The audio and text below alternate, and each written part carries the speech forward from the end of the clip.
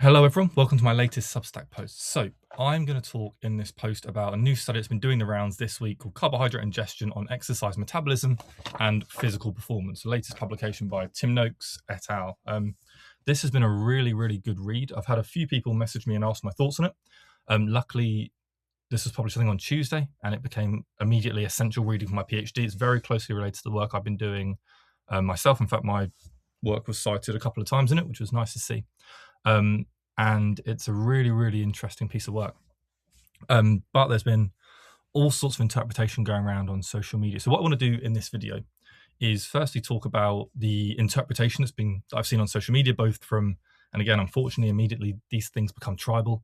And so you see the interpretation from the keto side and the interpretation from the anti-keto side. So I kind of want to talk about the straw manning that I think's happened on both sides about what this review has shown or demonstrated or attempted to demonstrate, and then actually talk about what their key arguments are, because I think a lot of people maybe are missing the key arguments they're making.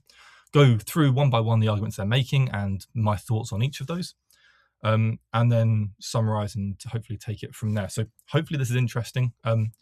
As always, I don't do too many of these video-based posts. This is very much a one-take wonder, but I'd love to hear your thoughts on it, how you find these longer posts. I like doing these longer posts because it allows me to go into as much detail as I can, which you can't always do on Instagram or TikTok and things like that. So please do let me know your thoughts if you find this incredibly boring, or if you want me to do more of them, because I'd like to do more if there is any demand for it. So, sorry, I'll look down a lot because I've got the paper in front of me and I've got a few other papers somewhere. Here we are. That hopefully will help add some context in some areas that maybe I disagree or think there's some differences in opinion. So we'll be going through these as and when. So I want to start by talking about the interpretation. And the reason is that I think to discuss the study itself, you have to understand the arguments the study is making. And in the world we live in, you have social media jumping on this immediately. And so on one side you have, and again, I'm reading this, and people saying, an article here called "The Myth of Carb Loading Just Got Terminated," based on this paper. And I must say I feel sorry for the authors of this paper who have spent the week having to correct people in the way they interpret this review. This review is not terminating the myth of carbohydrate loading or carbohydrate ingestion, at least in my interpretation, at all. What it does do is give some really interesting context and I guess some theories that are imminently testable and hopefully will be tested, that can be used for future research and gives an interesting perspective. So on that side, I think it's important to say that this isn't a necessarily anti-carbohydrate post as such. Now, there's definitely arguments in the paper about the need for carbohydrate being less than we believe, and that's a fundamental part of it. But it's not saying that the need for carbohydrate is zero. It's certainly not saying that. My paper that they cite looks at giving carbohydrate to people that were on ketogenic diets, and it showed improvements in performance. So it's definitely not arguing that you don't need carbohydrate. On the other side, the argument seems to be honestly quite similar. It's kind of the horseshoe political theory coming into nutrition. The argument being made is that carbohydrate is not required, but I don't think that's a fair reflection of the review that was done. And so from that, we can look at what are the arguments being made. And so you can see they've got on page 5, they've got their take-home messages, which we'll have a quick look through. But before that, I want to go through their 4 key points. I want to go through them one by one systematically to look at the evidence for them, where there's some really useful and potentially important points for people to take home for their own performance, their own fueling potentially, and also for future research. And so this is a really interesting one. So this first one is that exercise-induced hypoglycemia, which is the reduction in blood glucose during exercise, strongly correlates with exercise termination, whilst muscle glycogen depletion alone doesn't.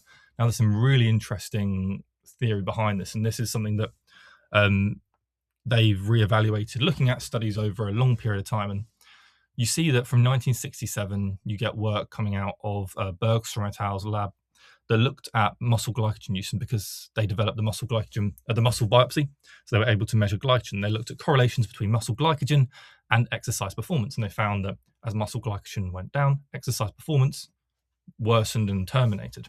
The argument that the authors are making in this paper here is that what they weren't talking about at that point is that exercise-induced hypoglycemia was also present. And so what was interpreted as evidence for muscle glycogen being a key limiter of exercise performance was actually exercise-induced hypoglycemia. And now there's some added context that could be useful. I think one thing that's important to note is that the idea of hypoglycemia being limited to exercise performance isn't exactly new, and there's a big review by Stellingworth and Cox in 2014 that looked at the mechanisms behind carbohydrate being beneficial, and they talk about exercise-induced hypoglycemia. So it's not that it was never spoken about before, but over the last 60 or 50, 60 years since that biopsy technique was introduced, there's been a lot of emphasis on muscle glycogen and less emphasis on liver glycogen being important for the maintenance of blood glucose. And so the fundamental argument of this paper is that that's gone the wrong way around, and liver glycogen is more important to maintain glucose homeostasis. Again, really interesting one, and something that is hopefully testable. And this is something that, though we didn't measure muscle glycogen, the publication of myself, which is reference number 322 in the paper, looked at. So we got chronically ketogenic individuals who we would assume, again, not measured, which is a limitation, but we would assume had lower muscle glycogen levels than someone that was on a mixed diet or a high carbohydrate diet, because they're not consuming carbohydrates. And we gave them either a 2-day carbohydrate feed to hopefully increase their muscle glycogen levels, or we gave them carbohydrate just on the day, which would hopefully increase their liver glycogen levels. And we found that performance didn't improve when you carbohydrate fed for 2 days, but it did improve when you gave carbohydrate on the day. And now that is potentially evidence that, again, hypoglycemia is one of the important or driving mechanisms of performance. It's important to note that there may be other mechanisms, for example, central nervous system or brain-based mechanisms that carbohydrates also improve in performance. But again, this is where you have to look at, I guess, some nuance within the, is it one or the other, or is it a combination of them both? And there was a really, really good recent paper by a group, Shoeber et al., which published in 2025, that looked at carbohydrate not improving performance when consumed pre-exercise in a roughly 35-minute exercise bout if carbohydrate intake was sufficient in the days before exercise. And so what you seem to see there potentially is that actually one impacts the other. So if you're starting exercise with sufficient muscle glycogen for short duration exercise, you don't need that pre-exercise carbohydrate. However, if carbohydrate was low before then maybe that's when you'll benefit from the carbohydrate. So there's definitely more nuance required when it comes to carbohydrate ingestion. I think that's one thing that hopefully is stimulated out of this review, is the debate about, have we been recommending too much carbohydrate, or maybe have we been looking at giving too blanket recommendations on carbohydrate? And so that is, I guess, the area where they're trying to maybe spark debate, and I think they've done quite a good job in saying that maybe we've gone too hard on muscle glycogen theory. And that's linked to the idea that's becoming more and more accepted, that carbohydrate ingestion is not a particularly good way of sparing muscle glycogen, but it is a good way of sparing liver glycogen. And so you've got this recent meta-analysis by Rothschild et al. Turn it around clearly doesn't help at all. But this was a meta-analysis on the role of carbohydrate in sparing muscle glycogen. And they demonstrated a significant but small effect. And so carbohydrate does spare muscle glycogen, but it's only to a fairly small magnitude. And so there is potential for that impacting performance, but possibly not as great as we once thought. And this links to another really important, I think, part of the paper that I particularly agree with, which is the importance of fat oxidation. But we'll get to that in a second, because I want to stick to carbohydrate for a second and the role of carbohydrate on muscle glycogen use, because that's where I have potentially some disagreements with this paper. And so if we go to, I believe here, the second point. So the second key point is that carbohydrate ingestion reduces liver glycogenolysis, so liver glycogen breakdown. So you consume carbohydrate, it helps you spare liver glycogen, and that's a far more well-established pathway. And so, for example, you've got a Gonzalez et al. 2015 paper that showed carbohydrate ingestion helps spare liver glycogen, but not muscle glycogen. And that is roughly how the literature seems to play out, that there's a much more pronounced effect on the liver. And so they make that point, and with the liver supplying blood glucose, it means that you're also getting that prevention of exercise-induced hypoglycemia. What they do say secondly here, though, is that paradoxically, carbohydrate ingestion accelerates muscle glycogen breakdown through conserved neuroendocrine mechanisms. And now, this seems to be fairly well demonstrated to an extent, but I think there's some added nuance that's required here. And so there's a really good paper that I'll see if I can get to here, which is by a group from Leeds Beckett University in 2010, I believe. It was quite a while ago now. We're talking 20, oh no, sorry, I'll take that back. It's more recent, 2017. But what they looked at is on the impact of muscle glycogen breakdown based on different carbohydrate ingestion quantities. And they found that, and again, this links nicely to the meta-analysis on muscle glycogen, because what we look at is overall carbohydrate doesn't do a great job of sparing muscle glycogen, but it does to an extent. However, if you consume carbohydrate above the amount that your body can absorb, okay, that's when you start seeing paradoxically this increase in muscle glycogen breakdown. And so the key claim they're making here is point number 2. And just so if you want to have a look for yourself, in the abstract, you see they make a number of key points. So it's in the abstract, if you want to have a look at these points that they're making.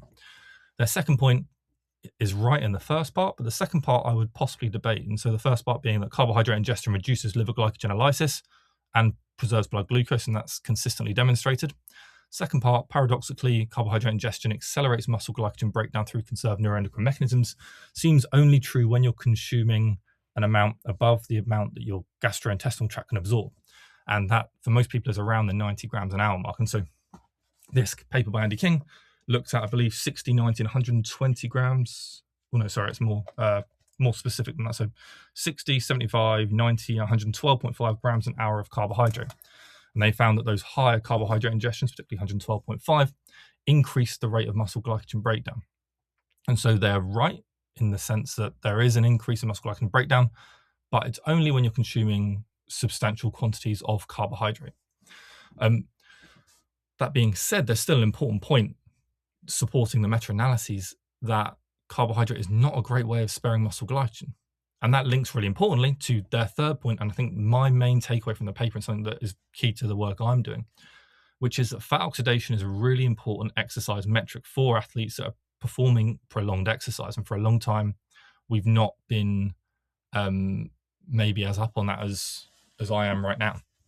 And so their third point is that high fat adapted athletes demonstrate exceptional fat oxidation, equivalent exercise performance, despite lower glycogen and carbohydrate oxidation, challenging the belief that glycogen and carbohydrate oxidation are central to exercise performance and that carbohydrates are an obligatory fuel. Now, there's a few points to be made here. What I want to start with, maybe before I get to the specific data on fat adapted athletes, and so ketogenic athletes, is that because you're not particularly good at sparing muscle glycogen through carbohydrate ingestion, this only further emphasizes the need to be a good fat oxidizer for prolonged exercise. And so it's a paper I refer back to a lot, which is Franzen 2017. They looked at fat oxidation rates and correlated with exercise performance in Ironman triathletes. And they found a strong positive correlation, suggesting that the better fat burners were performing better in Ironman triathlon. And it makes perfect sense with the data we're seeing now, because if carbohydrate ingestion is not good at sparing muscle glycogen, well, what's the other way we can spare muscle glycogen? Well, that is burning fat instead of carbohydrate in the first place.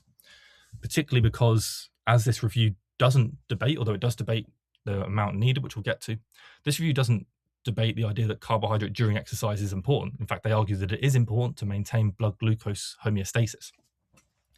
And so you're going to consume carbohydrate during exercise, and carbohydrate increases carbohydrate oxidation. But if you're starting from a better position as a fat burner, then you're going to be using less carbohydrate.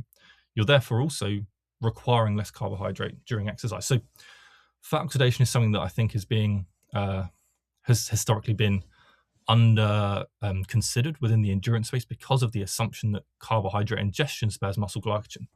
Now, in the knowledge that it's not very good at doing that, fat oxidation becomes even more important. Now, the best way to train your fat burning capacity is to train a lot. And so often what you'll then get is that elite athletes are already very good at burning fat because they're highly trained. But it puts even more emphasis potentially on fat oxidation. But to get onto their third actual main point, which is on fat adapted athletes showing equivalent exercise performance. And this is something that I think will surprise a lot of people. It's something that I've gone into a huge amount of detail on for my PhD thesis, because it was largely looking at ketogenic athletes. And many would assume that someone going on a low carbohydrate diet would see impaired exercise performance. But the statement made by this paper, by this review, is a similar conclusion that I came to within my thesis, that in the vast majority of studies, there's no difference in performance in individuals on a ketogenic diet compared to a mixed or high carbohydrate diet, which is interesting because, again, like they say, it challenges the idea that carbohydrate is necessary for day-to-day performance. Now, the studies done to date on elite athletes show ubiquitously, consistently, that performance is worse. Now, there are methodological issues with these studies. There are methodological issues with all studies, but at the state of the research as it is, you probably wouldn't recommend a low carbohydrate or ketogenic diet to an elite athlete, though I would suggest more research is needed in that area. but it suggests that you can maintain performance whilst not eating carbohydrate day to day and train your fat oxidation that way to be much higher. That doesn't mean that you shouldn't consume carbohydrate around performance. And this is one of the things that makes the literature around ketogenic diets even more interesting, is that the pre-exercise feeding, often in these studies, sometimes they'll be fasted, which you could argue provides an advantage to ketogenic athletes if they're better at oxidizing fat.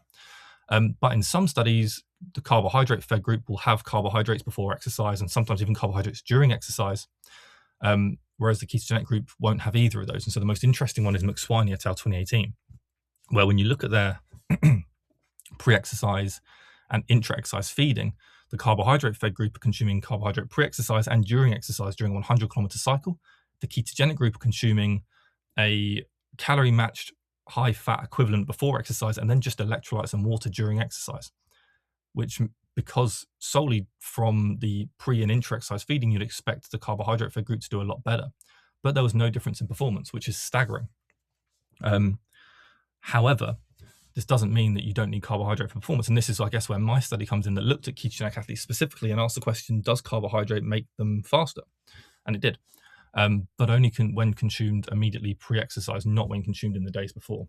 Again, therefore, supporting the hypothesis that liver glycogen is potentially more important than we once believed. Now, again, this is where the interpretation of the study or the paper is maybe different to the paper itself.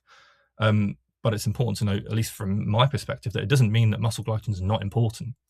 I think I would always recommend athletes start performance with sufficiently high muscle glycogen. But I think the important context from this review is potentially that fat oxidation is more important than we thought, because there's not much you can do about muscle glycogen once you're exercising.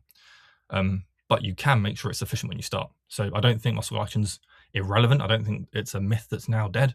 But I think that this review does provide some really important context. And so maybe this is my attempt to be the only person on the internet that's nuanced about this review, because it's been interesting to watch over the last few days, people going mad about it on both sides.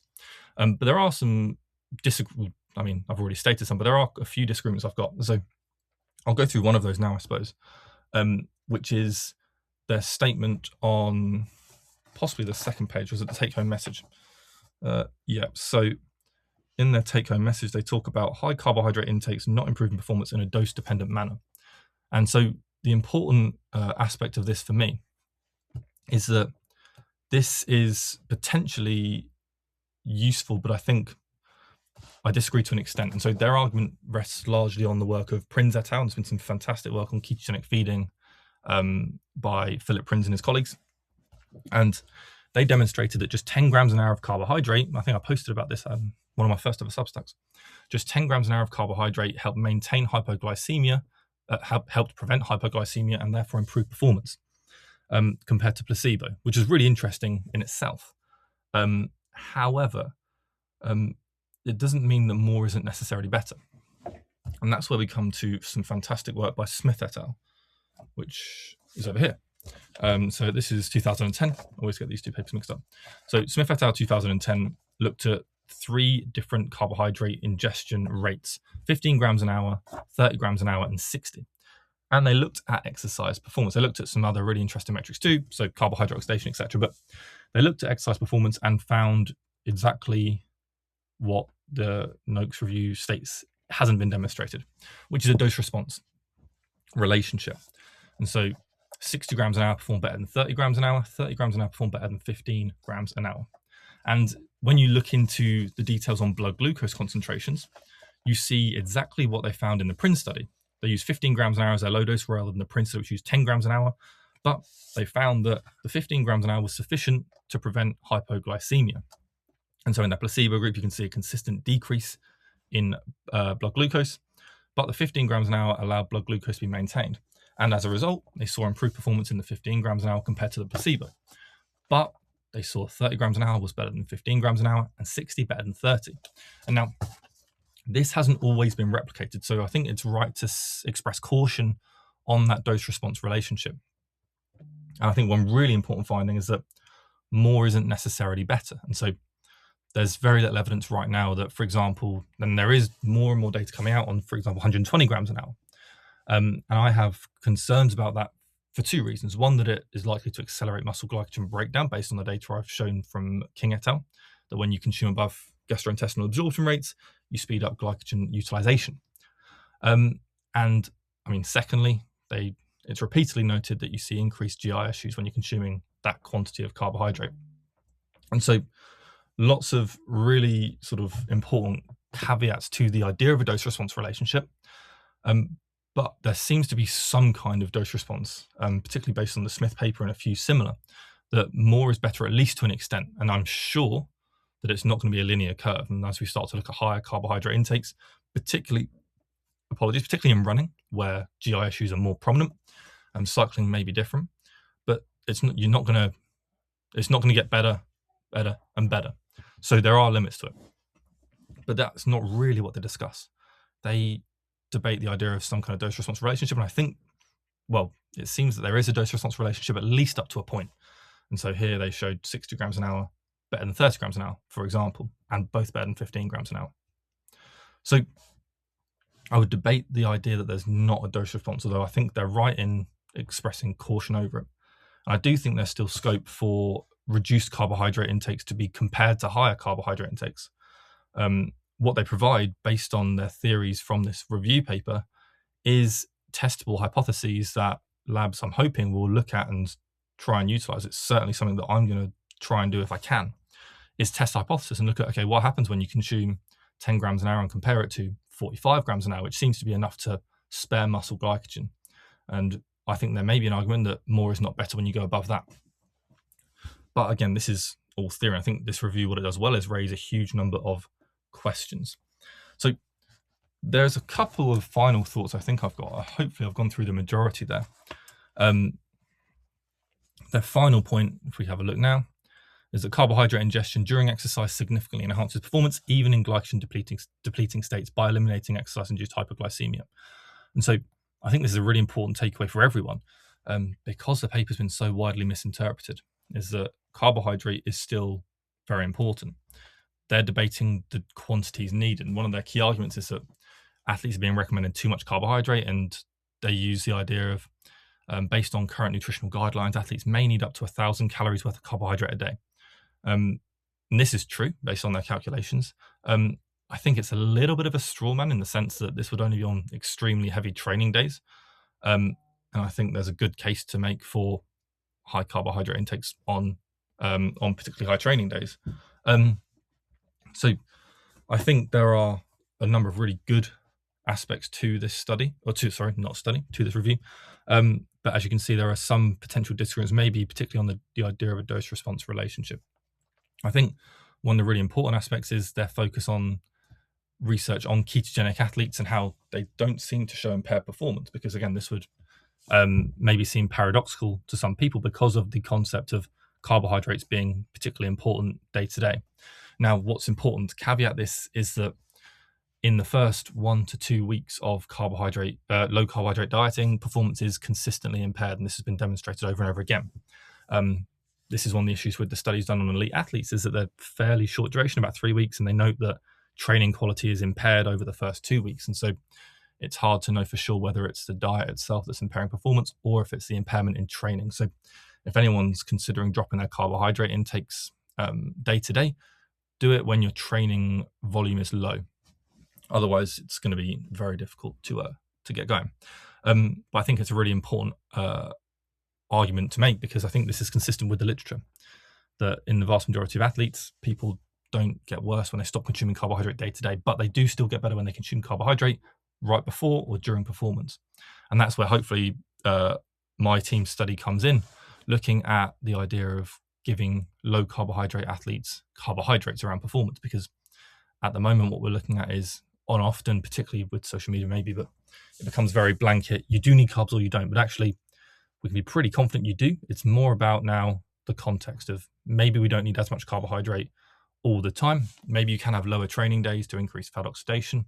Maybe you can live on a fairly low carbohydrate diet and not see impaired performance if you time and plan your carbohydrates around exercise appropriately. And so they are my main takeaways from this paper, I think. And one is that they're highlighting the importance of fat oxidation, highlighting the role of, well, the literature on ketogenic diets, which I think is fantastic, and that glycogen is not particularly well spared, muscle glycogen that is, by carbohydrate feeding, as very well demonstrated in the Rothschild meta-analyses. Now, that doesn't mean that carbohydrate is dead or whatever the way it's being interpreted by some ketogenic sycophants.